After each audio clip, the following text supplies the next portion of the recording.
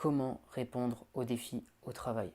Si tu veux, il y a une différence entre réagir et répondre. Et bien évidemment, dans cette vidéo, je vais t'encourager à répondre plutôt que réagir. Donc les deux concepts, je vais te les décrire rapidement.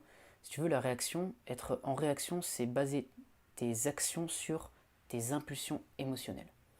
C'est-à-dire, si tu es au travail et on te refile un nouveau dossier où il y a quand même un risque, il y a un enjeu, et tu réagis par du stress, tu réagis par le fait d'être submergé et de partir un peu dans tous les sens. Là, tu es dans la réaction. Le contrôle, ou plutôt la réponse, ce serait plutôt de partir d'un état d'esprit où tu es focalisé, tu es concentré, mais tu ne te laisses pas submerger par tes émotions. Tu es dans le calme surtout.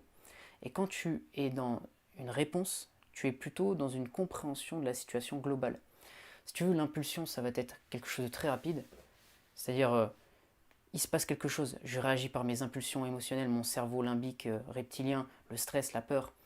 Alors que si tu es dans la compréhension d'une situation, tu es plutôt en train d'utiliser ton cerveau préfrontal, le cerveau stratégique. Quand tu fais ça, tu vas plus être à l'effet des choses, tu vas être beaucoup plus proactif. Et maîtriser ses émotions, ça fait partie des choses qui te permettront de le faire. C'est pour ça que je te propose différents outils sur cette chaîne pour le faire. Un des outils, ça peut être le lâcher prise.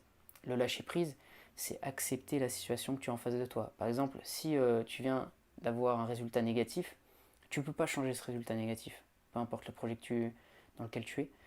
Si tu es dans le lâcher prise, tu es dans l'acceptation de tout ça. Mais ça ne t'empêche pas de répondre et d'agir de manière positive ensuite. Tu peux toujours faire quelque chose, tu peux toujours passer à l'action.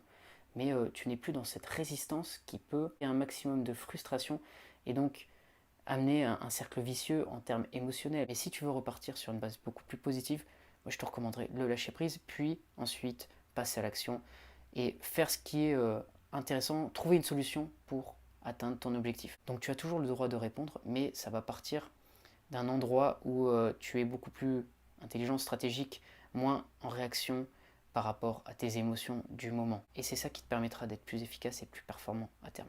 Donc voilà ce que je voulais te partager dans cette vidéo, j'espère que ça va t'aider. Si c'est le cas, tu peux mettre un j'aime, tu peux t'abonner à cette chaîne si tu veux d'autres contenus sur la préparation mentale. Tu veux faire une préparation mentale personnalisée où on va t'aider à trouver, à déterminer, à développer les états mentaux optimaux qui te permettront d'être performant au quotidien, tu peux me contacter, il y a mes infos dans la description. Je te dis à bientôt pour une prochaine vidéo.